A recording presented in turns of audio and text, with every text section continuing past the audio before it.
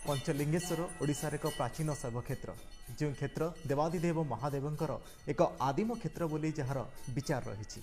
सेठी श्रद्धालु माने महा आडंबर सहकारे देवादिदेव महादेवंकर पवित्र उपासना करुछन जहाँ आपण माने टीवी स्क्रीन में देखुछंती पंचलिंगेश्वर पीठरे महादेव को अर्चना करुछि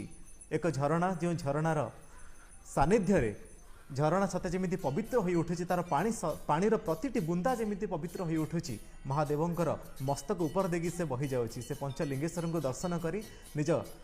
जीवनर मुख्य कामना करुछंती एटी भक्त बंधु माने जहाँ आपण माने प्रत्यक्ष करुछंती आळती चलीछि एटी पंचलिंगेश्वर महादेवंकर जो आळती को दर्शन करी एटी जोड़ हस्तरे एटी महादेवंको निकटरे निजर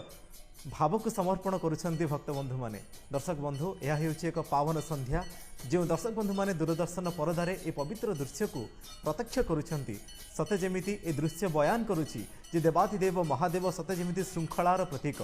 एठी बाजा बाजुछि आरती चलीछि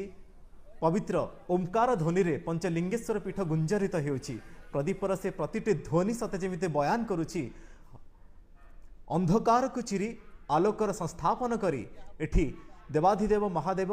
सते जेमिति भक्त मान को आशीष प्रदान करुछंती। दर्शक बंधु एठी आसंत शुणिबा कौन रही जड़े पूजकंकर प्रतिक्रिया दिन ना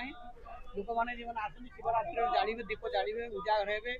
उजागर हो दीप जाड़े ये महादेव दीप दर्शन करेंगे प्रभु को दर्शन करेंगे यही भितर लोक मैंने आसती पहाड़ जगह जेहेतु लोक रात कम होती जाऊ लोक मान भक्त मान आशीर्वाद प्रभु दिंतु समस्ते सुखर रुहतु शांति रुहतु 4:30 महादेव।